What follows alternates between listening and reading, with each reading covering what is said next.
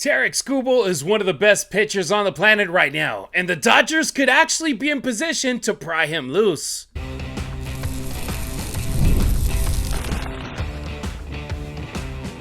You are Locked On Dodgers, your daily Los Angeles Dodgers podcast. Part of the Locked On Podcast Network, your team every day. What's up, everybody? I'm Ruiz. That's Travis Rodgers, and it's time for Locked On Dodgers, part of the Locked On Podcast Network, now the #1 sports podcast network. On today's episode, Baseball America just dropped their top 10 Dodgers prospects list, and the outfield pipeline is absolutely ridiculous. Matt Kemp is officially in the Hall of Fame ballot. What are his chances, and which other former Dodgers made the cut? But first, one of the biggest pitching names in the rumor mill, Tarik Skubal. Should the Dodgers go all in and risk losing top prospects for a short-term ace, Travis? If it's Skubal, yes. I mean, you can sell Dodger Stadium if it means getting Tarik Skubal to come your way for sure. We'll get into that coming up in just a little bit. And today's episode of Locked On Dodgers is brought to you by FanDuel. Right now, new customers can bet just $5. And if your bet wins, you're going to get $300 in bonus bets to use across the app. So download that FanDuel app today.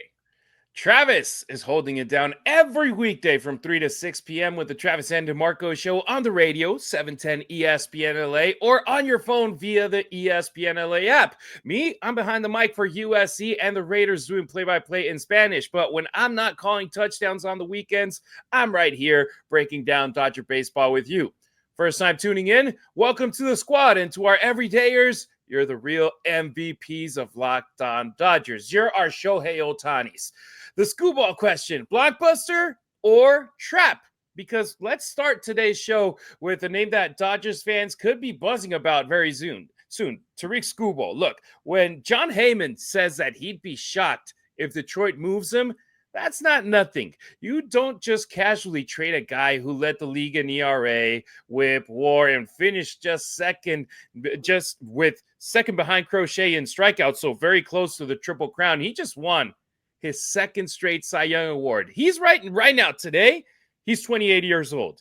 Tomorrow, he turns 29. He's a young fella, and he just posted what might be the filthiest season we've seen from a left-hander since a fella named Clayton Kershaw back in 2014.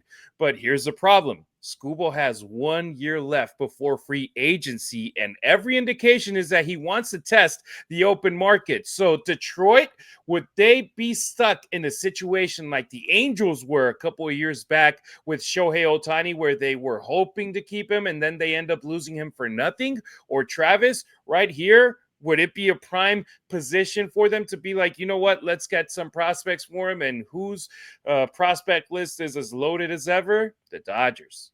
Yeah, it's a really interesting conversation. Let's just start right here. I would be really surprised if he moves, because he is not just good. He's not just very good. He is legendarily good. Let me just give you a quick number here.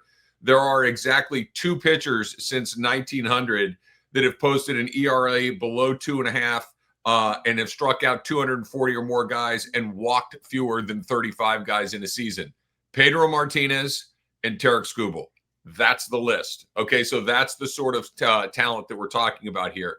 He is as good as it gets. And it's funny because Paul Skeens has a little bit more buzz, a little bit more fanfare around him. He's a little more, for lack of a better word, he's a little more famous than Skubal is. I think a lot of the attention goes there. Skubal is just as good. Skubal is doing things that Skeens is doing as well, and he's doing them from the left-handed side of the rubber. I think that the Dodgers are in an interesting spot. These guys, the Dodgers will never get a chance to draft a guy like this, right? Because of where they end up every season towards the back. Talents like this, you're not going to get a chance to draft like a Skeens, right? That's very, very unusual. So could they empty their farm system to go get a guy like this? Perhaps. I think where the Dodgers are a little more interesting is they could be one of the teams that can just wait until he does get to free agency and have the best of both worlds. If he's going to go into free agency, then maybe you just let him and let whoever it is empty their farm system to go get a short-term rental, and he's still going to go to the free agent market, and then you can go sell him in that particular case. I always thought that was interesting, like you mentioned with Shohei a couple of years ago, where the Angels should have taken somebody's prospects. Now maybe he still ends up leaving there, and in that situation with the Dodgers, I'm like, give him whatever they want and try to convince him to stay in the moment. But with Skubal, I may be a little bit more willing to risk maybe not getting him, because as great as he is, he's not Shohei Ohtani, but it's fascinating because guys like that don't come free very often. And when they do, a team like the Dodgers is going to be in on them. Yeah, Jim Bowden, former general manager in baseball, he threw out the number where it's like, okay, this is the bare minimum that the Tigers should look at. And let's remember, Scott Boras is Skubal's agent. So that they're going to be looking for top of the market number. He's like $350 million is the minimum that Detroit should offer Tarik Skubal right here in this free agency once his contract ends after the 2026 season, or even try to hook him before you get to that point, because if you get to that point, it's the open market. And look at Shohei Ohtani when he became a free agent. I remember a lot of people were like, 400 million, man, he might get to that number. And then out of nowhere, it was like, we're hearing 500 million, and everybody's like, their mind is blown. And then the contract comes out 700 million. It's like, whoa. Obviously, he's a two-way player. He's an MVP. He could be a Cy Young Award winner and the most valuable hitter. So that's a different beast. But Skubal, if you hit the open market, Travis, it's hunting season. Anybody could go after him. Obviously, he likes Detroit. He would like to stay in Detroit, but it would be a step backward if he doesn't at least consider going into the free agent market and see what he could be worth. He doesn't, if the Tigers don't pay him what that going rate, right? Let's say it's 50 million a year, which, by the way, that might be what it is, right? That may be what the price is. If it's, and you mentioned it with Scott Boras, they don't do hometown deals. The Boras clients almost always hit the market, almost always. So if they want to do the Mike Trout thing, right, which is basically, hey, get to him before he gets to the market and offer him what the market is going to be, and then maybe a little more, so he never had, because look, I don't know about you, Harry, if somebody came to me and said, I'll pay you 50 million a year for 10 years, I'm going to say yes, because, weird stuff happens in the universe. You get a chance to grab that kind of money, I think he may do it. But anything short of maximum market value plus maybe a little kicker, he's going to go. Now, the thing that the Tigers, I think, do have is they're pretty good. I don't think we would have said that 3 or 4 years ago. And now they've got the bones of a good baseball team. They're well run. It seems like they're getting a little bit better year to year. A lot of that is because of Skubal, but I think he will hit the market. He's from California. That I think always matters a great deal. There are some people that are California people. There are some people that are not. And if you're not a California person, convincing somebody to come here can be difficult, shall we say. If you are a Californian like you and I are, then it's one of those things like, why wouldn't you want to be in California? It's a great spot to be. Well, Skubal's a Californian, so I think that's part of it as well. Yeah, it's not a situation like Paul Skeens where he's like under team control. And I think 2030 is the first year that 4 more years of team control. Yeah. 2030 would be the first year that he could actually hit free agency. Right here, Skubal, you could get him if you want to. But what are the pros? What are the cons right here? The cons is that you would have to send a gigantic prospect haul over to Detroit. And then the Dodgers, they would have no guarantee that he would re-sign with the team after the 2026 season. And then after that, you would still have to give him that huge deal that you would have to give him if he potentially becomes a free agent in 2026. And it's like, okay, what do you prefer doing? You already have a rotation that's crazy stacked with Yamamoto, with a guy like Blake Snell, Tyler Glasnow, Shohei Ohtani, and guys like Emmett Sheehan right behind him. But at the same time, it's like, hey, you have seen a Hall of Fame left-handed pitcher leave the rotation. If you bring another left-handed pitcher that already has 2 Cy Youngs under his belt, and he's one of the if not the most dominant, one of the most dominant pitchers in baseball right now, Yeah. I feel like it's a win-win situation where it's like, okay, you go from being the favorite to winning the World Series to then not being a prediction. It would be a spoiler that the Dodgers win the 2026 World Series if you get Skubal in your team. Yeah, a couple of things here. Number one, if he came over, this is how good he is. Think about all the Dodger pitchers, right? Snell, 2-time Cy Young Award winner. Yamamoto might be the best pitcher in baseball right now, or very close to it. Shohei Ohtani has, one of the great strikeout rates in the history of the game. Tyler Glasnow is a team that's probably a number one pitcher on 25 other major league teams. I mean, he's that good as well. Tarik Skubal would be your number one guy. That's how good he is. He immediately goes to the top of the list. Now, do you have to pay for him twice with both prospects and then you got to pay him big? Perhaps. But I think you got to get an assurance if you're going to pay twice, if you're going to pay him prospects and then you're going to pay that free agency rate, you're going to have to get some sort of assurance from him or his agent that, hey, if we make this deal, you're going to re-sign with us, right? I don't know if you can go in there because the Dodgers don't need him to get over the top, right? They need him to sustain this window and the risk that comes along with, okay, and I'm just making this up, here are our 5 top prospects. He comes in here for 3 or 4 months and then he leaves. I don't know. I don't know if you need him to do that. But if you can get him for 3 or 4 prospects and you can get the guarantee that you get to pay him for a long-term deal, that's a totally different situation. And look, the Dodgers, they could be one of the very few teams that could actually give him a notepad and give him a pen and be like, write your number. Yeah. Write your number and we'll give it to you. Just guarantee us that you will stay with us if we end up trading for you. So to me, the question becomes, is Skubal the piece that puts the Dodgers as no doubters for a three-peat this year, or is the cost simply too steep for a short-term gamble? Let me know in the comments if you're watching on YouTube or on our social media pages. Would you ship out top prospects for Skubal, or would you sit tight and wait for someone like Skeens to shake loose in the future and you feel confident enough with what the Dodgers already have in-house? And speaking of Dodgers legends and legacy, next on Locked On Dodgers, Matt Kemp hits the Hall of Fame ballot. How real are his chances, and which other former Dodgers appear on the list? The NBA is back. Did you check out LeBron last night? And there's no better place to get in on the action than FanDuel, the official sports betting partner of the NBA. And let's say you're one of those guys who likes to feel it out, right? You like to see what's going to happen in the game. You want to miss that start of the game, but you still want to get in and ride that hot hand. That's where FanDuel comes in, because FanDuel, they've got live bets on everything from who will score the next bucket to that big fourth quarter comeback that we all love to watch. Plus, you can put the two things together, right? You can combine your live bets into a same game parlay for a shot at, what do you say? Right, bigger payouts. Who doesn't like that? So it's going to keep every game exciting, especially when your team is making that late push. So here's what you do. You go to FanDuel, because FanDuel is giving new customers $300 in bonus bets when your first $5 bet wins. Head on over to FanDuel.com, sign up, and play your game with FanDuel, the official sports betting partner of the NBA.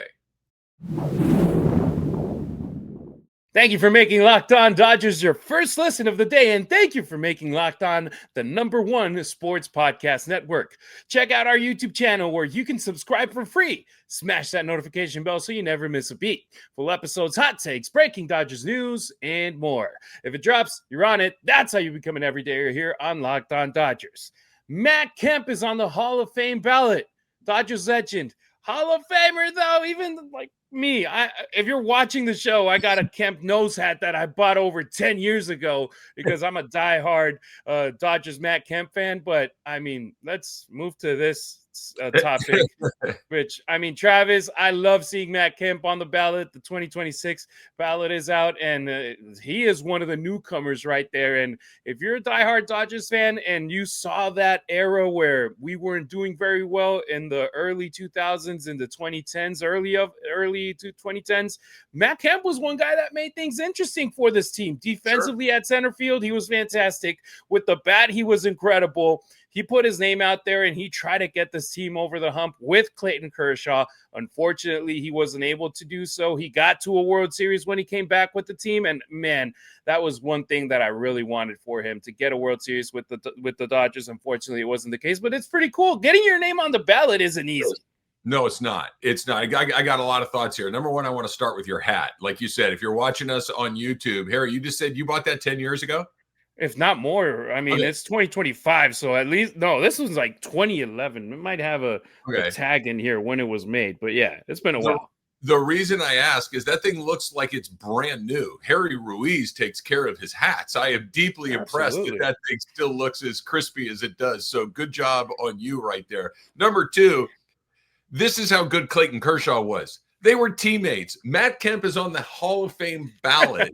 And Clayton Kershaw just finished his career about 5 minutes ago. That's how good Clayton Kershaw is. Those are the two things that hop into mind. Matt Kemp was a terrific player.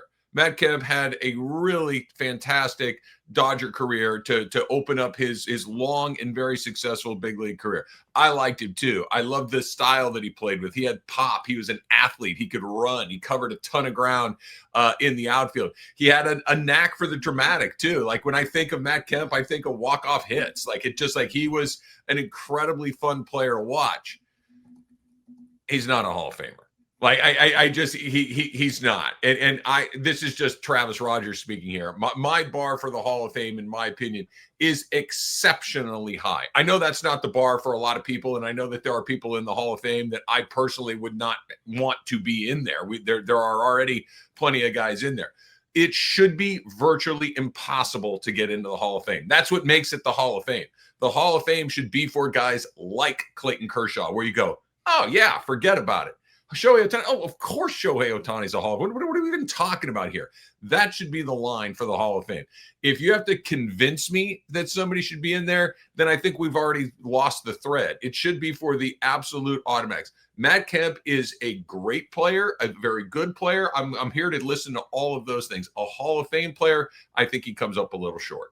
Yeah, even like looking at Major League Baseball players, to make it to the league, you're like less than the 1% of the 1%ers. When you talk about all the players in high school that don't make it to college, and then all the college players that don't make it to the pros, or all the top prospects that don't even like get a good breath of fresh air in the show, it's like that's a number that just keeps decreasing. Then to get to the Hall of Fame, that number is even lower. And even looking at recent classes in the Hall of Fame, it's been crazy to see like the number be like 2 players. And it's like, well, I like it that they make it this difficult, where it's like not like, hey, it has to be a minimum of 4 players or 5 players that make it. It's like, hey, if there's one guy that deserves the honor in that ballot or none, it's like, hey, that's the case. That's the case. Sometimes there aren't going to be guys. And here's where it gets weird for me. Like, and excuse me, Matt Kemp's case is it's interesting, I guess. Like if you look at his baseball reference page, there's a lot of good stuff there. But then you start thinking about a guy like Steve Garvey was the MVP of the league. Steve Garvey made an all-star team, I think 10 or 12 times. Steve Garvey had over 2,000 career hits. He's never even come close to getting into the Hall of Fame. And Steve Garvey had a much larger impact on his era of baseball, Dodger baseball, World Series titles, and all these things. And it's just that Orel Hershiser is another one. Orel played forever, won a Cy Young Award, was a World Series MVP, had a couple of 59 consecutive scoreless innings, multiple 20-game winning seasons. He's not in the Hall of Fame. Like this should be virtually impossible. Now, I would argue that both Garvey and Hershiser probably should be in the Hall of Fame. I think their candidacies are close or better than a lot of guys that are already in there right now. But yeah, Kemp is in that group of guys that if you're a Dodger fan, you'll love Matt Kemp. He was a great player, a lot of fond memories. But if we're talking about the greatest players ever to put on a baseball uniform, I think he comes up a little short there. Absolutely. And look, Matt Kemp, he was an MVP as well, but Ryan Braun juiced up and you're right about that. Him in 2011. 324 batting average. He had big power, elite steals. He was one home run away from becoming the 5th player ever to have a 40-40 season. In my opinion, like if he hits that home run, it's like, hey man, you got to put him in there and you got to give him those first place votes. Unfortunately, we all know what happened with Ryan Braun. And then you have him start 2012, that magical month of April. I was a season ticket holder in that time at Dodger Stadium. And I was telling Travis before we started this segment, it's like Kemp was my guy. You still ask me to this day, who are your favorite Dodgers in the modern era? And I will tell you, my favorite Dodger was Matt Kemp. My favorite pitcher was Clayton Kershaw. Like to that level is how much I was like, I love the way that Matt Kemp played. Opening day in 2012, I had a jersey with the number 27, and instead of a name, it said the real MVP.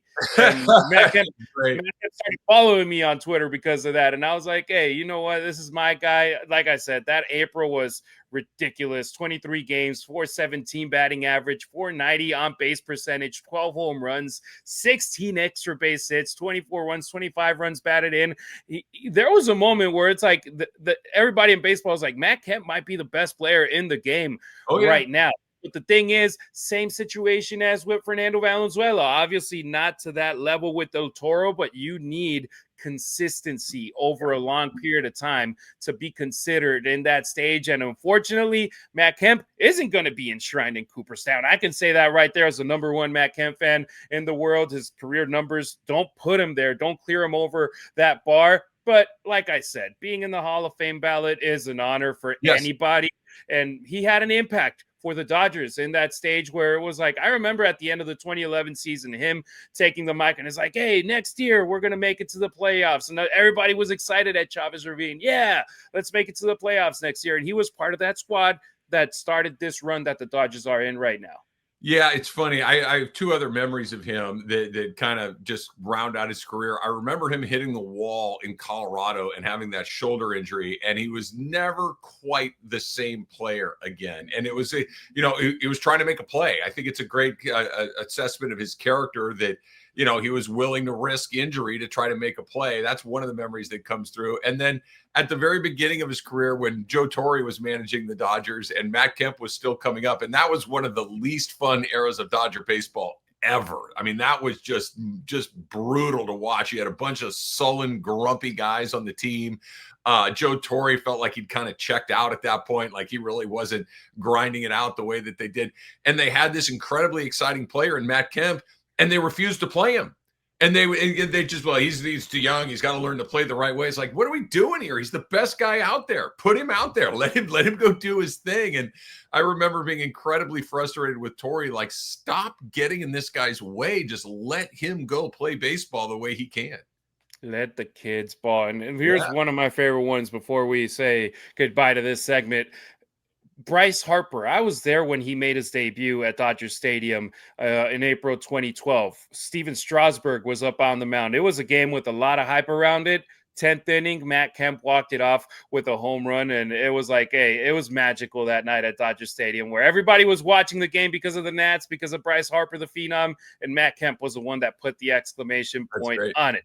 There's other Dodgers also in the ballot. Howie Kendrick, who we remember with the Boys in Blue, even though he won his World Series over with the National. Cole Hamels, who never pitched with the team, but he was under contract with them in 2021. He's on the ballot as well. And some holdovers, you got Andrew Jones, Manny Ramirez, Chase Utley, Jimmy Rollins, and Bobby Abreu, all with some chapter of their careers tied to LA. They are in the ballot. Now, the thing is, you need at least 5% of the votes to stay in the ballot next year. Yeah, they're going to be hard pressed to get to that number because, like we were talking about at the beginning, a lot of these guys were very good players, but they're not Hall of Fame players, and it should be hard to get in the Hall of Fame. That's what the Hall of Fame is. It should be the Hall of Fame should be filled with guys named Ricky Henderson and Hank Aaron and Willie Mays and Greg Maddux and Clayton Kershaw. That's who should be in the Hall of Fame, not guys that have an interesting case. Exactly. Well, a big ballot, a lot of history, but for Dodgers fans, the headline is simple. Matt Kemp made it, and he deserves his recognition right there. And if you think the Dodgers past was fun, wait until you hear about the future. Coming up on Locked On Dodgers, we break down the top 10 Dodgers prospects and why the farm system looks absolutely loaded, especially in the outfield.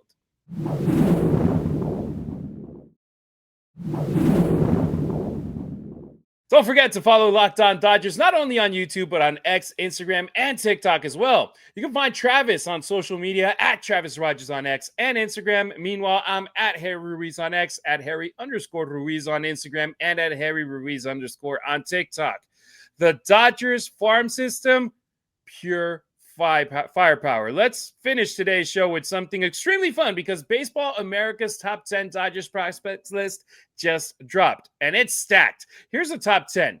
1, Eduardo Quintero, outfielder. 2, Josue De Paula, outfielder. 3, Mike Sirota, you guessed it, outfielder. Sahir Hope, yep, outfielder. Here comes the first pitching prospect in the top 10. Jackson Ferris, left-handed pitcher, number 5. Charles Stavelan, outfielder, number 6. Alex Freeland, who we already saw with the boys in blue last year, shortstop, comes in at number 7. Zach Root, left-handed pitcher, 8. Emil Morales, shortstop, number 9. And Chase Hartland, third baseman, number 10. The headline is obvious, Travis. 4 outfielders at the top, 5 in the top 6. That's not normal. That's organizational strategy. That is depth on depth on depth.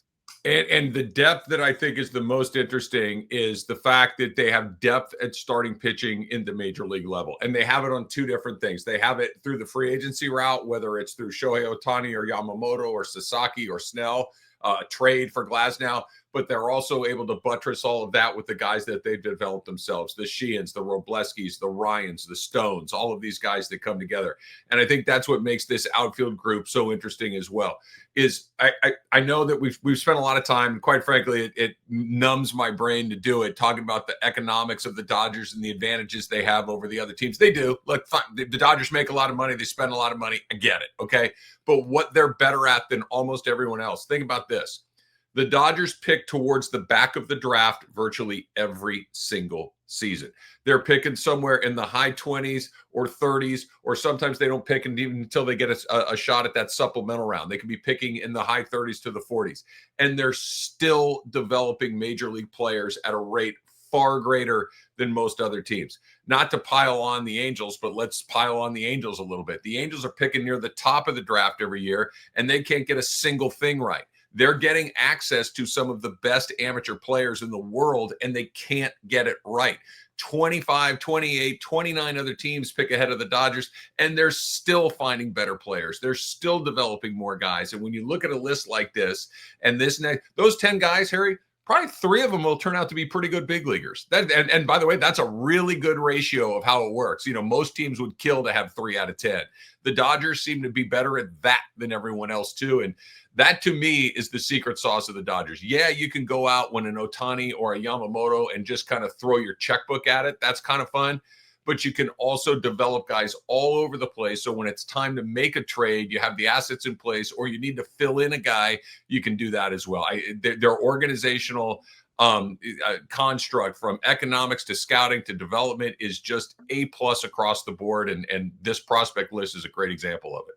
Yeah, and it's interesting to see that Baseball America has Quintero as the new number 1, when last season you saw Josue De Paula, Sahir Hope as the top 2 for the boys in blue, and De Paula might be the one that's nearest to getting into that big league spot, and then Sahir Hope maybe a year away. And Quintero, you're talking about a guy that the estimated time of arrival to the big leagues is 2028.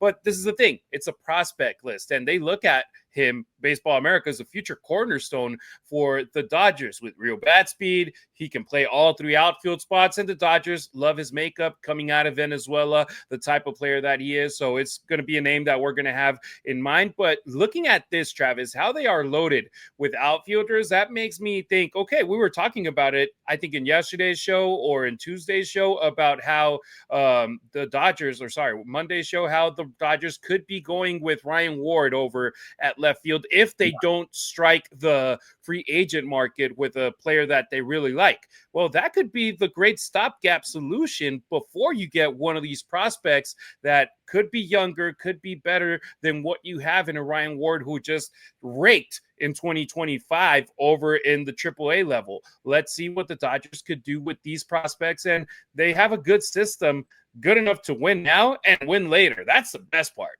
Yeah, Andrew Friedman talks about this a lot, and I think it applies to him as well. Like one of his favorite words is positionality, optionality, the ability to have a guy that can play here or there or do more than one thing. You can play a little infield, a little outfield. That's why, for a long time they've had Kike Hernandez and Chris Taylor and a handful of other guys. Cody Bellinger back in the day could play both the infield, and the Mookie Betts could play both. Tommy Edman is a great example. Shoot, Austin Barnes, and believe it or not, used to play second base for the Dodgers on a kind of sort of regular basis. They have a lot of guys that can do a lot of different things. I think that's something that Andrew Friedman is really good at too. He is really good at giving his organization multiple ways to compete. You want to compete with economics? Sure. You want to compete with development? Sure. You want to compete with trades? Sure. You want to compete with being able to use a short-term solution? Great. Long-term solution, we can do that too. They're not boxed into any one way to win a baseball game or win a World Series title. They have optionality across the organization, just like they do on the field. And look, let's close the show connecting the end of the show with the beginning of the show. The Dodgers, they have the depth. We just saw it to trade for Skubal. They also have the depth to keep building from within. Most franchises, they get one or the other. The Dodgers, they have both. And that pipeline isn't slowing down anytime soon. Nope. This is the dream. The smartest guys with the most money, with the momentum, with the destination that people want to come to, in a market that's appealing to most people, in front of 50,000 fans that love to watch the games. It is the dream come true. It's what every possible organization is looking for, and the Dodgers have cracked the code.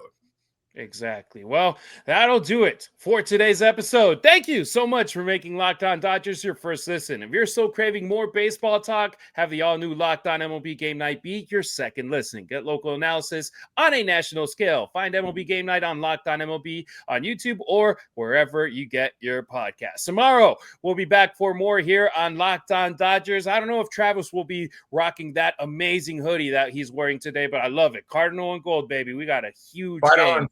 We have a huge game Saturday in Eugene. I'll be out there. Hopefully it won't be raining like it was in LA this past weekend. I don't know if you know this, Harry, but this is what they say up in Oregon. It never rains at Autzen. So we'll see whether or not that's true.